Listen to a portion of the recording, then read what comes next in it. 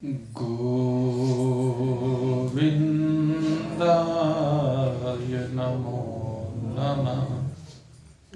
श्रीकृष्णाय नमो नमः। नारायणाय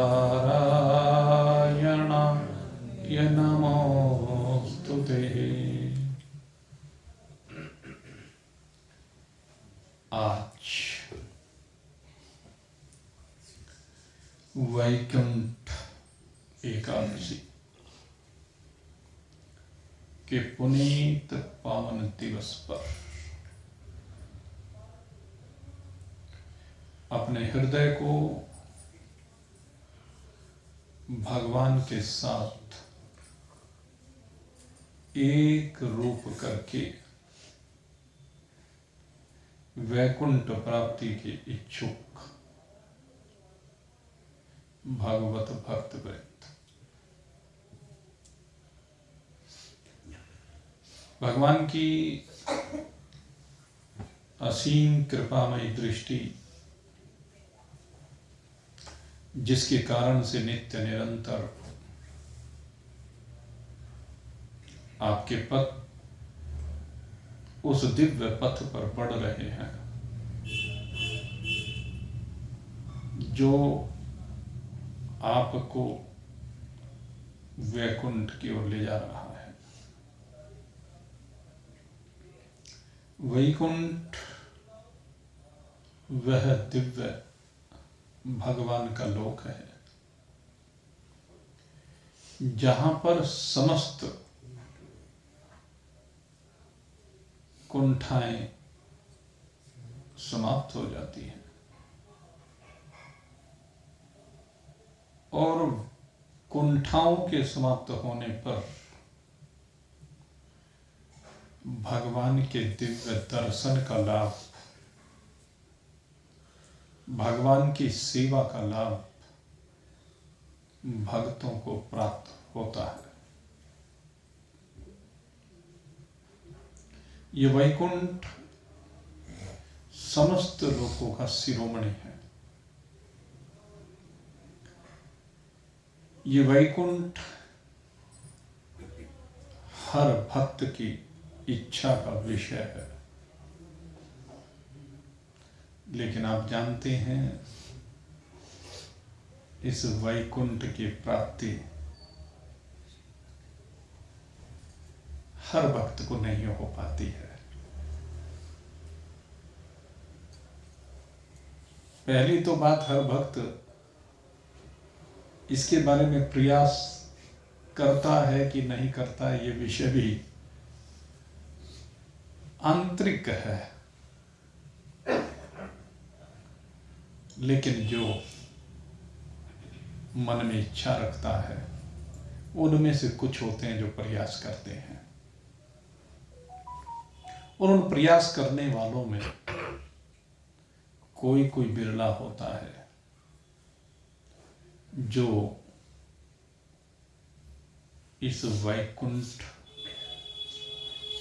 को प्राप्त कर लेता है, वैकुंठाधिपति की दर्शन का लाभ पाता है, उनकी सेवा का सुंदर सुयोग उसको प्राप्त होता है। और हमने देखा है बहुत भक्तों को जो निरंतर प्रयासरत है, और कहीं ना कहीं हमारे मन में भी ये भाव रहता ही है कि एक बार हो ना हो उस वैकुंठ के दर्शन अवश्य करने चाहिए, जहां पर भगवान चतुर्भुजी रूप में अपने दिव्य पार्षदों के साथ बड़ी आनंदमयी लीला करते हैं। और वहां का आनंद असीम है।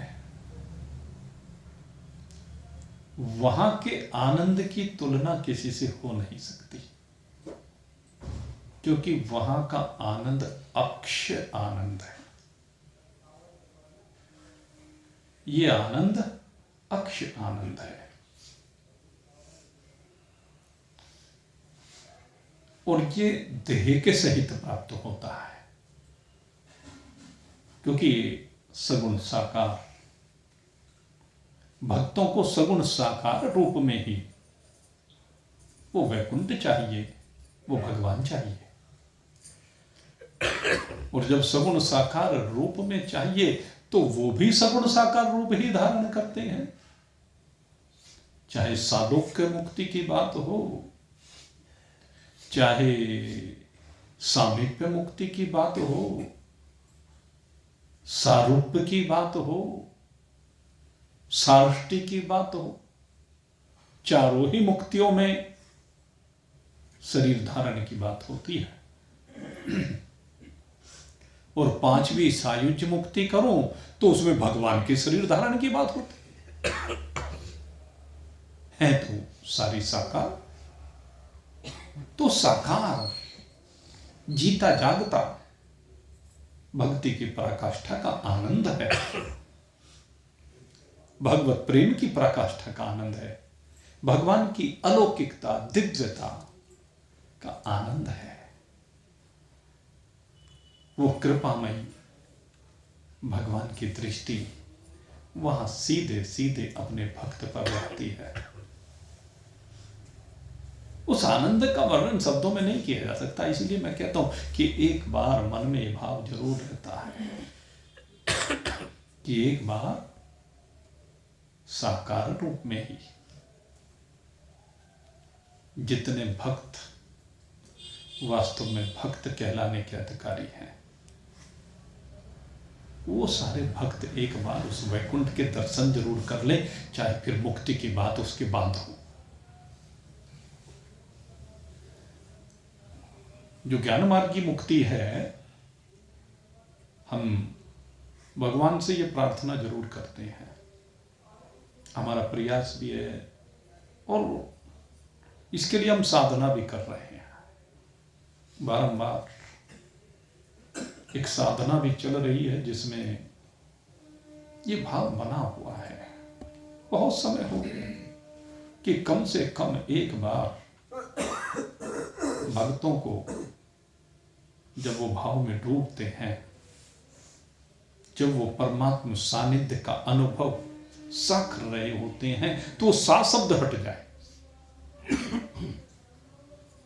वो सा हट करके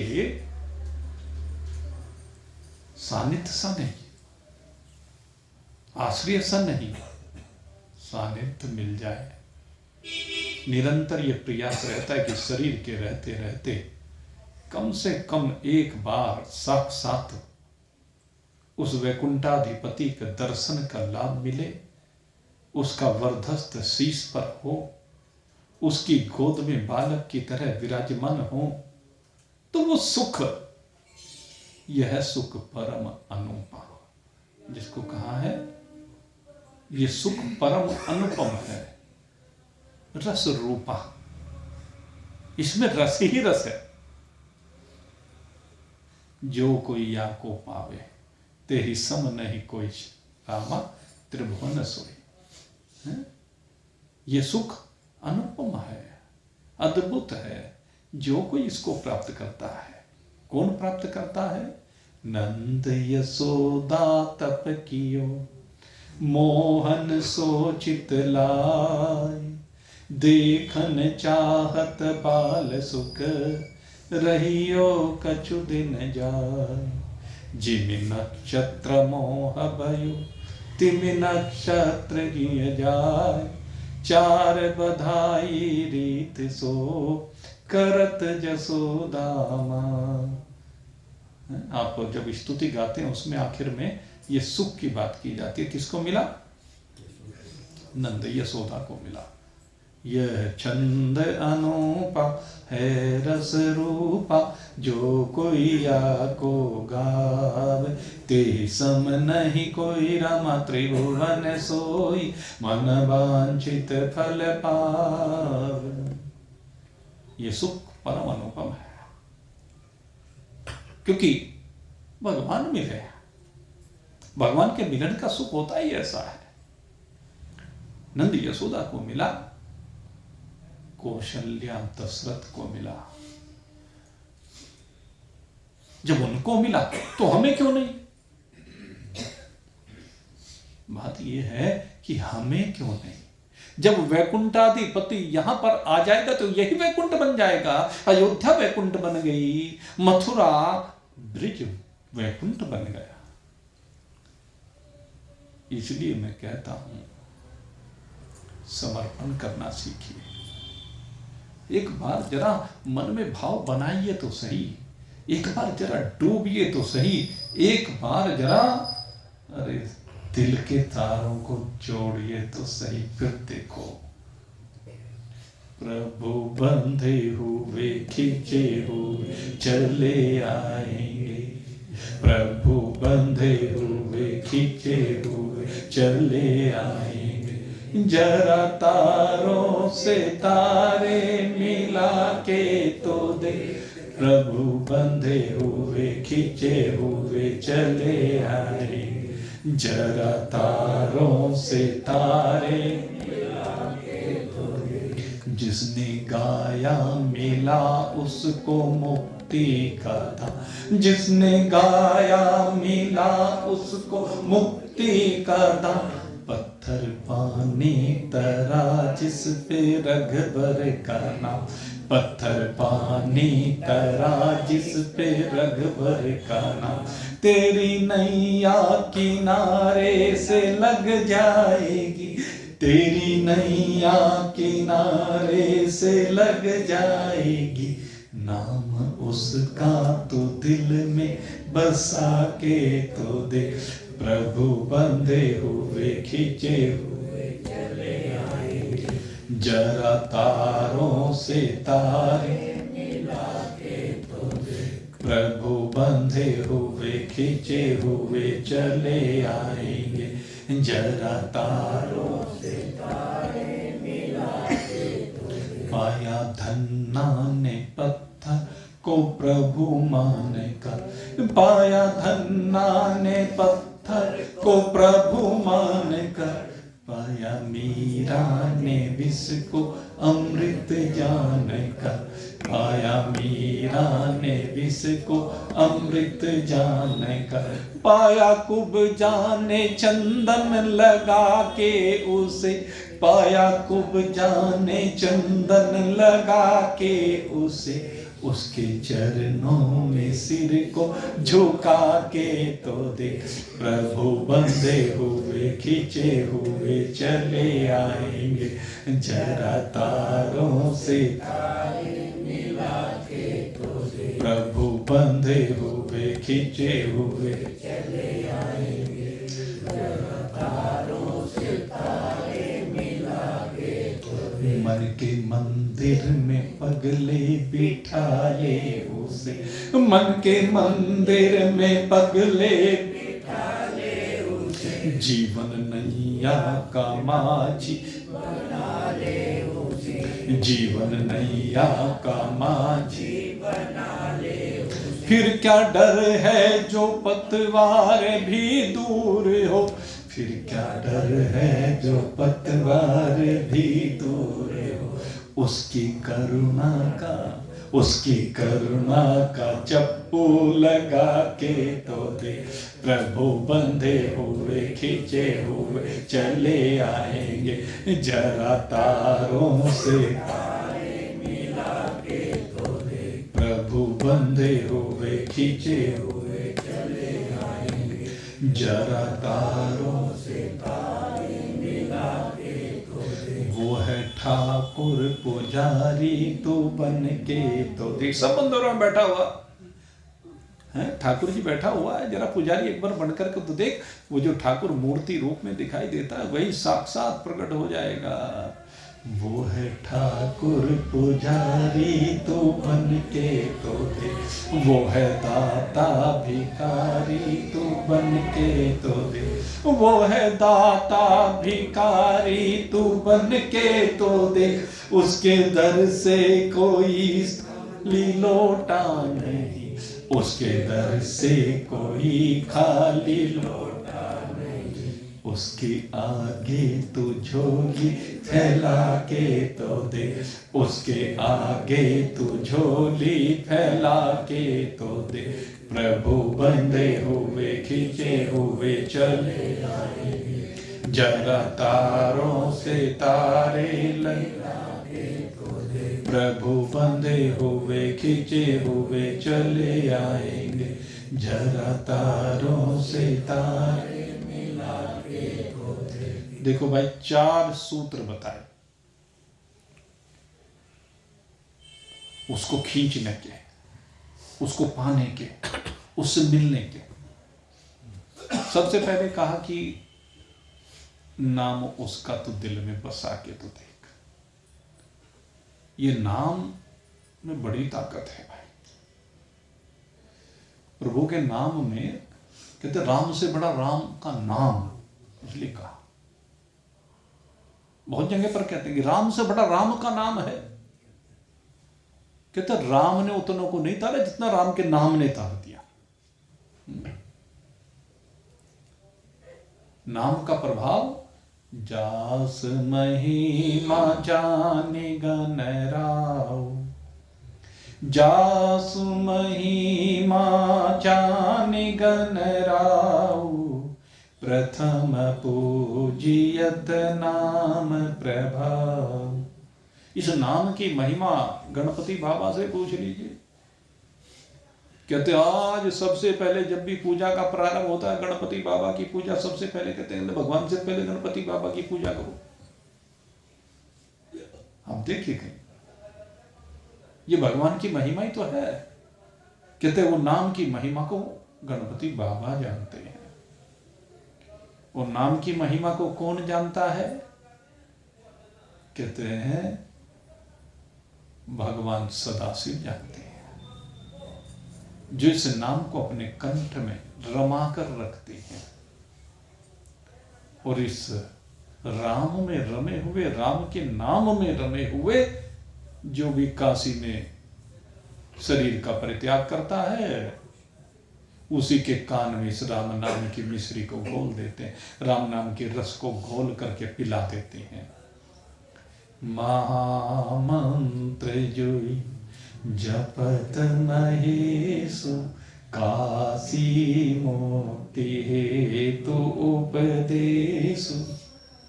ये महामंत्र जो काशी में मुक्ति का हेतु बना हुआ है। और भाई गोस्वामी जी महाराज तो और इस कलयुग में महिमा असीम बताते हैं। कितनी महिमा है? कलयुग केवल नाम आधार, कलयुग केवल नाम आधारा, सोमेर नर उतरहि पारा, कलयुग केवल नाम आधार, सोमेर नर उतरहि पारा। कौन उतरा? इस राम की महिमा को कौन जानता है? कहते राम नाम जपत जग जान, राम नाम जपत जग जाना, वाल्मीकि भाई ब्रह्म समान। वाल्मीकि जी से पूछो भाई इसकी महिमा तो। इस राम के नाम की महिमा वाल्मीकि जी जानते हैं, जिस नाम के प्रभाव से वो ब्रह्म के समान हो गए, ब्रह्म ऋषि हो गए, सृष्टि के सबसे पहले कवि हो गए। राम जी की महिमा सबसे पहले लिखने वाले बन गए।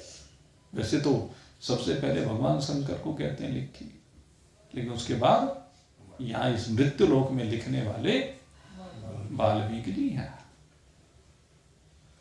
ये बड़े दिव्यमान पुरुष हैं। तो नाम की महिमा तो भाई असीम है। तो कहते हैं नाम उसका तो दिल में बसा के तो दे। जरा बसा के देखो तो सही। अरे अगर उसके नाम को बसा लिया तो नाम के द्वारा वो नाम ही दौड़ा दौड़ा चला आता है। आप देख लीजिए संसार में, आपको जिसको बुलाना है तो उसके नाम से ही तो बुलाओगे। नाम से पुकारोगे वो दौड़ा दौड़ा चला आएगा। ये नाम की महिमा है। रामदास आवाज लगाई, रामदास के कानों में पड़ी, हाँ भाई क्या बात है। धर्मदास उसके कानों में आवाज पड़ी, दौड़ा दौड़ा चलाया। और जब आप भगवान कृष्ण को पुकारोगे, भगवान राम को पुकारोगे, नारायण को पुकारोगे, तो उसके कानों में आवाज नहीं पड़ेगी क्या? पड़ेगी। राम राम रटते रहो जब लगी घट में प्राण, कभी तो दीन दयाल के भनक पड़ेगी काम। सीताराम सीताराम सीताराम हरि, राधे श्याम राधे श्याम राधे श्याम। कहते चिंता मत करो, आप जपते रहो, दुनिया को मत देखो।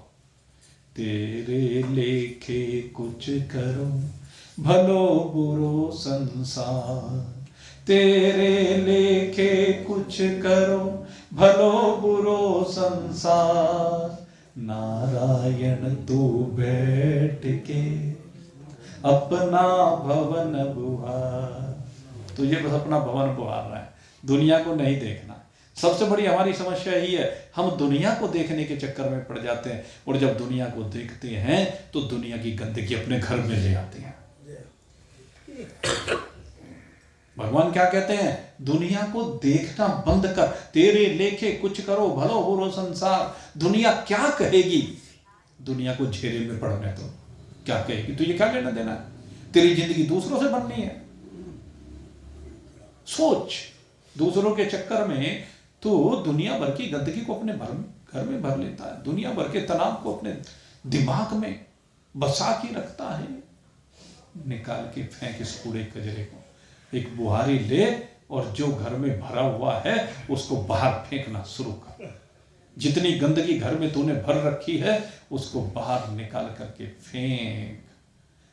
तुलसिया संसार में कर लीजे दो काम, तुलसिया संसार में कर लीजे दो काम। देने को टुकड़ा भला, लेने को हरि नाम।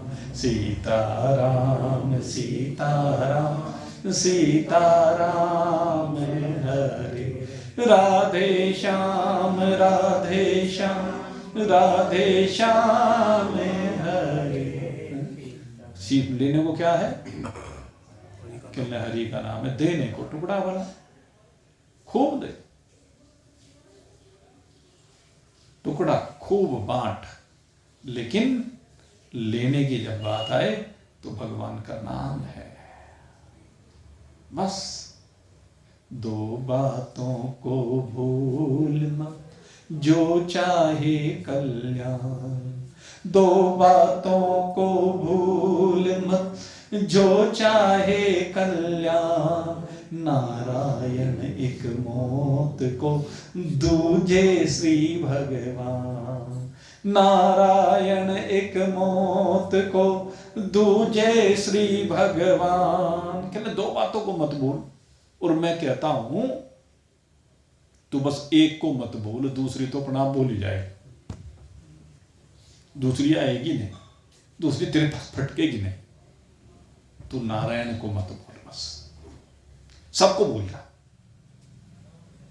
सब में मौत भी हो गई, जहां नारायण है वहां मौत नहीं है। जिसके पास नारायण है मौत उसको छू भी नहीं सकती। तो पहली बात है भगवान का नाम, उसके चरणों में सिर को झुका के तो देख। जिन्होंने चरणों में शीश झुकाया है, जिन्होंने चरणों में मस्तक नवाया है, जिन्होंने भगवान के चरणों की सेवा की है, वो कहां है? अमर हो गए। भगवान के चरणों की सेवा किसने की है? केवट को मिला भाई अवसर। खूब रगड़ रगड़ के भगवान के चरणों को धोया है। खूब जम करके वो चरणामृत का पान किया है। किसको मिला है ये अवसर? हनुमत लाल को।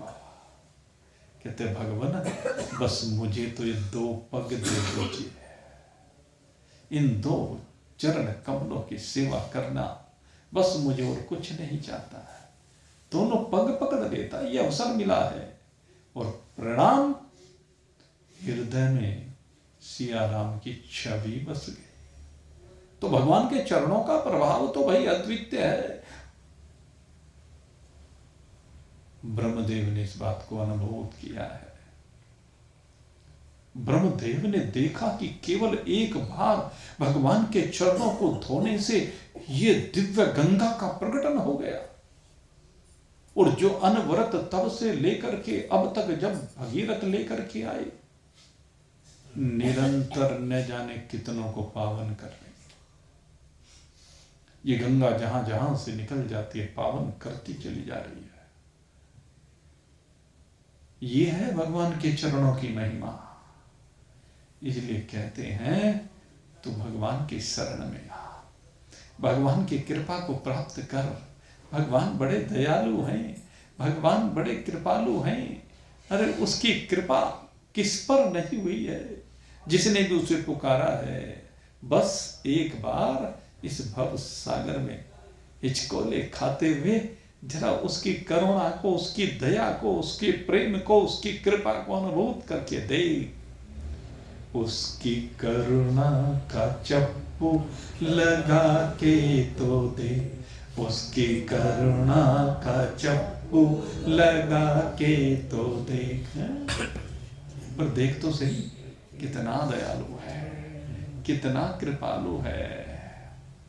बस हृदय से तार जोड़ के दे, उसकी याद में एक बार जरा आंखों से गर्म गर्म आंसू टपका कर तो देख, एक बार उसके लिए तड़प कर तो देख, एक बार इस घायल हृदय के साथ जरा पुकार, फैला दे उसके आगे झोली, उसके आगे तू झोली फैला के तो देख, उसके आगे तू झोली फैला के तो दे। प्रभु बंधे हुए खींचे हुए चले आएंगे वो, निश्चित आएंगे। भगवान ने साधन बताए हैं, भगवान ने तरीके बताए हैं। और जोन सी गलियां बंद हो गई ना, कल बता रहा था मैं, गलियां जोन सी बंद हो गई हैं, रास्ते जोन से बंद हो गए हैं, सारे रास्ते खुल जाएंगे। 4 उपाय जो आपको बताए, इन उपायों से रास्ते खुल जाएंगे। जो तू कहता है मेरा हरि से मिलन कैसे हो, गली तो चारों बंद हुई, ऊंची नीची राह रपटीली, ऊंची नीची राह रपटीली है, पाव नहीं ठहराए, पैर टिकते नहीं है, टिकेंगे, स्थिर हो जाएंगे, अचलता को प्राप्त हो जाएगा, अमरता को प्राप्त हो जाएगा।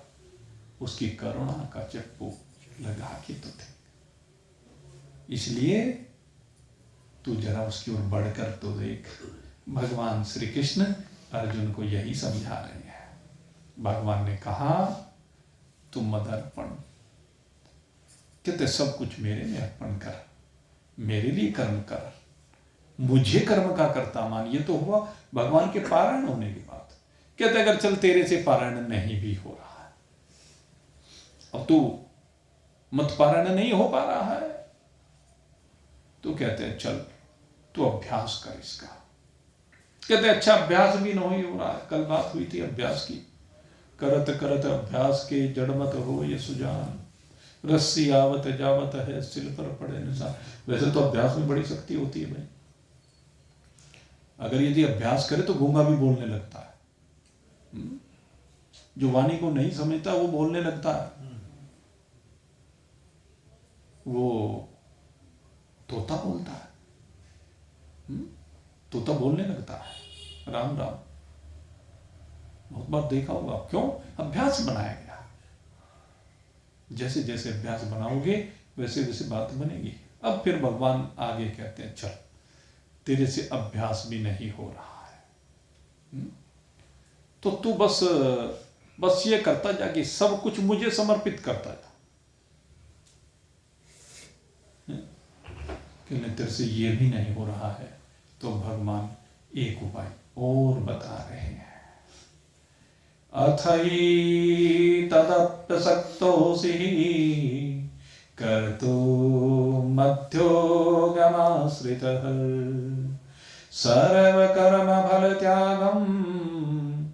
ततः कुरु यतात्मवान्। कहते हैं अगर यदि तेरे से अभ्यास नहीं होता है, तेरे से योग में स्थिर नहीं हो जाता है, टिका नहीं जाता है, कौन सा योग? समता योग। तू अगर यदि ये भी साधन करने में असमर्थ है, तो कहते हैं तू बस अच्छा फिर एक काम कर, तू अपनी इंद्रियों को, अपने मन को वश में कर। अगर वश में हो जाता तो तेरा भजन ही ना हो जाता। सबसे बड़ी बीमारी तो यही है, मन ही तो इसमें नहीं होता। कल आपको बताया मन और बुद्धि, माम बुद्धि निवेश से, मेरे में बुद्धि को लगा, निश्चय कर, मन को स्थापित कर। अगर यदि मन लग जाता तो फिर तो हो ही जाता। कहने रे बात तो सुन ले पहले, क्या कह रहे हैं भगवान? बहुत बढ़िया उपाय बता रहे हैं। कहने लगे तू मन और इंद्रियों को वश में कर। क्या करना है वश में करके? कहने लगे बस एक काम कर ले, मन और बुद्धि को बस इतना सा समझा। देखो अब भगवान बहुत बढ़िया बात कह रहे हैं। अब तक बहुत उपाय बताए भगवान ने मेरी प्राप्ति के, ये उपाय है, ये उपाय इस तरीके से मिल सकता हूं। अब सबसे सरल उपाय बता रहे, सर्व कर्म फल त्यागम। कहते जो भी कर्म तू कर रहा है, यहां पर एक चीज का लेकिन ध्यान रखना, यहां पर ये सब बातें साधकों के लिए हैं, भक्तों के लिए हैं, शास्त्र विहित कार्य करने वालों के लिए हैं। ये जो नियम कानून है ये उनके लिए है, राक्षसों के लिए नहीं है। कभी ये सोच लो, ये जो बात बताई जा रही है भक्तों के लिए बता रहा हूं। भाई भक्त तो है लेकिन उस श्रेणी का नहीं बन पाया, तो सबसे सरल उपाय बता रहे। गीता में इससे सरल उपाय कोई दूसरा नहीं, गीता का कहीं भी नहीं है। भगवान को प्राप्त करने का, ये सिद्धि प्राप्त करने का, परमात्मा सिद्धि, इससे सरल कोई दूसरा उपाय नहीं है। इस श्लोक को खूब अच्छी तरह से समझ लीजिए। सर्व कर्म फल त्यागम, सर्व कर्म फल त्यागम ततः कुरु यत आत्मवान। यदात्मवान, बस ये है मेरा बात। तू कंट्रोल में कर, बस में कर। किसको? अपनी इंद्रियों को, अपने मन को। कहते बस में नहीं होता, यही तो सबसे बड़ा फजीता है।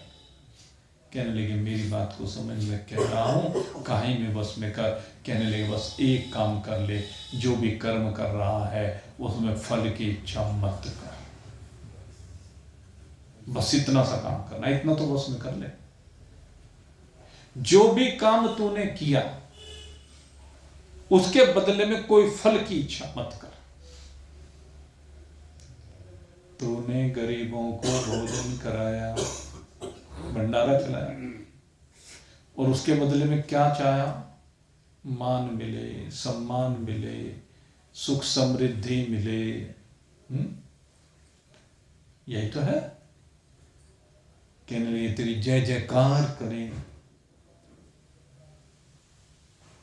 संसार जय जयकार करे। कहने लगे इस भावना को छोड़ दे। जब तू भोजन करा रहा है उससे न तो मान की चिंता कर, न अपमान की चिंता कर।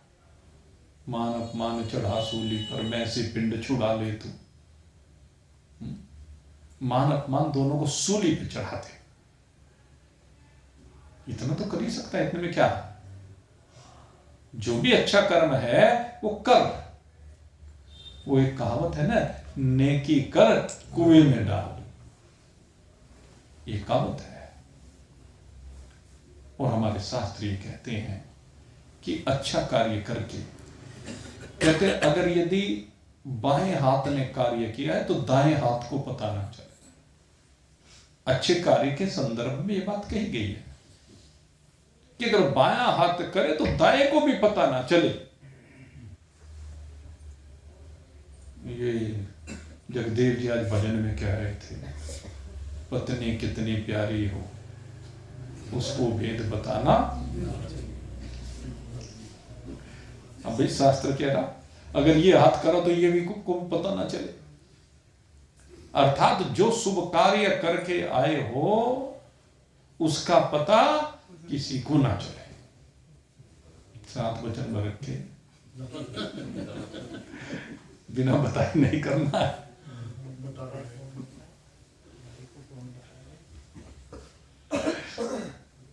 यही तो गड़बड़ हो रही है। भाई से भेद छुपाना ना चाहिए, लेकिन आज सबसे ज्यादा भाई से छिपाया जाता है। भाई को पता चल गया कि इसके पास इतनी पूंजी है, इतना माल इकट्ठा कर लिया, कहीं हाथ ना फैलाते हैं, ये डर लगता है। अरे भाई की प्रगति देखकर भाई बहुत खुश होता है। केवल भाव की बात है।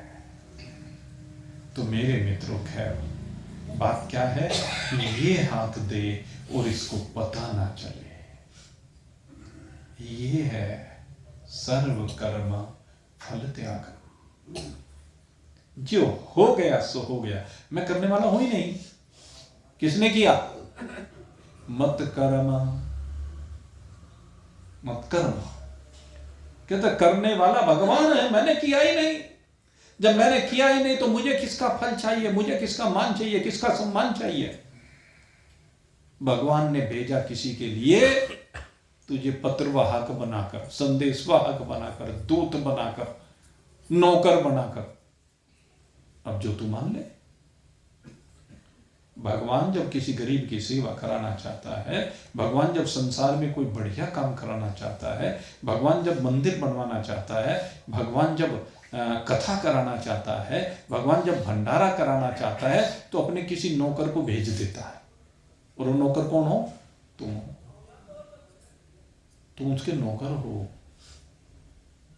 तो नौकरी तुम्हें दे रहा है, उसमें तुम फिर मान सम्मान की इच्छा क्यों करते हो? आज मंदिर में 10 लाख रुपए दिए हैं, हाँ, उसने भेजे तेरे हाथ, बस ये समझने की जरूरत है।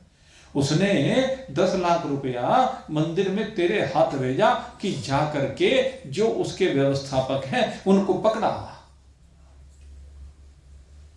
और तू जा करके वो भगवान का नाम लिखवाने के बजाय अपना नाम लिखवाया। बस ये अंतर, ये समझ की बात है। कहने लगे यहां मनोरेंद्रिय को वश में करना है, ये है मनोरेंद्रिय को वश में करना। मैंने ये किया, करने वाला कोई और है, नाम उसकी जगह तू जोड़ रहा है। वो सत्य है, तेरा नाम मिथ्या है, तेरा नाम रहने वाला नहीं है, उसका नाम रहने वाला है, वो नित्य है। इसलिए मेरे मित्रों, कर्म फल त्यागम सर्व कर्म फल त्याग।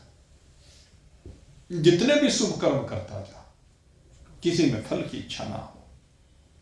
कर्म किए जा फल की इच्छा मत कर ए इंसान, इसी के लिए कहा गया है। कर्म किए जा फल की इच्छा मत कर ए इंसान। आगे की बात नहीं बोलना चाहता हूं, उसकी आवश्यकता ही नहीं है। यहां इस मंत्र में आकर के उसकी आवश्यकता नहीं रह जाती है। जैसा कर्म करेगा वैसा फल देगा भगवान। मैं इस लाइन को काट रहा हूं, गीता की इस लाइन को आगे काट रही है। ये है गीता का ज्ञान, ये है नारद का ध्यान। कह दिया, इस लाइन को काट के कहता हूं मैं तो, क्योंकि गीता अगर यदि पढ़ी है तो इस लाइन को काटना पड़ेगा कि जैसा कर्म करेगा वैसा फल देगा, इसकी जरूरत ही नहीं रही। जब सर्व कर्म फल त्यागम ये कहा, जब सब कर्मों के फल का त्याग करने की शक्ति सामर्थ्य तेरे में आ गई तो तेरा कर्म ही नहीं है। जब कर्म नहीं है तो फल नहीं है, और जिसका कर्म नहीं है उसका जन्म नहीं है, जिसका जन्म नहीं है उसकी मृत्यु नहीं है, वो तो अजर अमर अविनाशी है। ये है सूत्र, सर्व कर्म फल त्यागम ततः कुरु यत आत्मवान। इसकी आवश्यकता है। चिंतन कीजिए, अपने ऊपर चिंतन कीजिए। ऐसे लोग बहुत कम होते हैं, और इसीलिए भगवान को पाने वाले भी बहुत कम होते हैं। ये वैकुंठ एकादशी है, मैं कह रहा था आपको, ये सूत्र बता रहा हूं आपको वैकुंठ प्राप्त करने का, ये सूत्र बता रहा हूं आपको परमात्मा से मिलाने का। ये सूत्र हैं परमात्मा के साथ एक रूप होने के। ये सूत्र क्या होते हैं? जो सदा सत्य होते हैं। सूत्रों को काटा नहीं जा सकता। हमारे यहां विज्ञान में, गणित में सूत्र होते हैं, लेकिन मैं कहता हूं सबसे ज्यादा सूत्र अध्यात्म में होते हैं, जिनको मंत्र कहते हैं। मंत्र सूत्र ही तो हैं। अरे उनसे तो सॉल्यूशन किया जाता है समस्याओं का, और इनसे सॉल्यूशन किया जाता है जन्म और मृत्यु का। ये जो हमारे मंत्र हैं ये सॉल्यूशन करते हैं जन्म और मृत्यु का, और इनका सॉल्यूशन करके आपको बताते हैं कि तेरे में मृत्यु नाम की चीज नहीं है, तेरे में जन्म नाम की चीज नहीं है, तू जन्म और मृत्यु दोनों से परे शुद्ध सच्चिदानंद घन ब्रह्म। तेरी वास्तविकता एक शुद्ध सच्चिदानंद घन ब्रह्म से विलग और कुछ है ही नहीं। अपनी इस वास्तविकता को तू पहचान, और जिस समय तूने अपनी इस वास्तविकता को पहचान लिया उसी समय तेरे में वो भाव आ जाएगा कि तेरी और परमात्मा के बीच की सारी दूरी समाप्त हो जाएगी। फिर तो बस तू होगा और परमात्मा होगा। पहले तू होगा और परमात्मा होगा। तू और परमात्मा जब होंगे तो वैकुंठ का दर्शन होगा। उस वैकुंठाधिपति के साथ तुझे आनंद की प्राप्ति होगी। एक पिता की गोद में एक बेटा होगा, और वो पिता जो सुख स्वरूप पिता है उसकी गोद में तू आनंद को प्राप्त करेगा, और फिर ये भेद मिटेगा। उस वैकुंठ की सबसे बड़ी बात यह है कि पहले बाप और बेटे होंगे, लेकिन फिर बाप ही बाप होगा, फिर बेटा नहीं होगा। प्रेम गरी अति साकरी, प्रेम गति प्रेम गली अति साकरी, जामे दो न समाए कबीरा। भला हुआ हरि बिसरे, मेरे सर से टली बला। कबीरा भला हुआ, बहुत दिन मैंने भजा, कहा राम ही राम। अब मेरा राम मुझको भजे, मैं करूं आराम। कबीरा भला हुआ हरि बिसरे, मेरे सर से टली बला। ये कबीरा भला हुआ। जब तक बाप और बेटा है तब तक भी द्वैत बना हुआ है, और जब बेटा रहे ही नहीं, कौन रह जाए? अकेला बाप ही रह जाए। कौन बाप? जो सच्चिदानंद रूप है,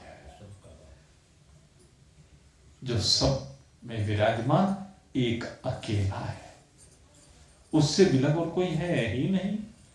वही सब रूपों में विराजमान है। तो वो ही हमारा स्वरूप है, वही हमारा आपका सबका स्वरूप है। ये नहीं कि एक का, सबका ही स्वरूप वही है। बस ये भूतात्मक दृष्टि को हटाइए। आकाश, वायु, अग्नि, जल, पृथ्वी ने 5 भूतों से बने हुए इस शरीर की दृष्टि को हटाइए। और जैसे ये भूतों का साम्राज्य हटा, परमात्मा के साम्राज्य में आप विराजमान हुए, तो वैकुंठ के अलावा और कुछ है ही नहीं, आनंद के अलावा और कुछ है ही नहीं। जहां पर द्वैत है ही नहीं, वहां पर बस आप ही आप हैं। तो ये वैकुंठ एकादशी आज आपको समस्त कुंठाओं से विरहित करते, समस्त संशयों से बाहर निकालते। और आज जाकर के जरा एकांत में, असली साधना एकांत में होती है मेरे मित्रों। जरा सर्दी का मौसम, जाइए सब रजाई में दुबक जाए, जब आराम के साथ उस समय तन्मय होकर के जरा पुकारिए, जरा उसको ऐसा विवश कीजिए कि वो थोड़ा थोड़ा चलाए। यही सूत्र है भाई। और इस सूत्र के सहारे ही आप उसमें विराजमान होंगे। आप सबके लिए बहुत बहुत शुभकामना करते हुए अब यहीं पर आज के सत्संग को विश्राम दे रहे हैं। कल फिर आपकी सेवा में उपस्थित होंगे। भगवान रामलला का कल प्रथम अवतरण दिवस नए रूप में, क्योंकि नया रूप 1 वर्ष पहले भगवान को मिला है। तो कल वो भगवान श्री राम का प्रथम अवतरण दिवस है। तो कल भगवान राम की महिमा का गायन करने का प्रयास करेंगे।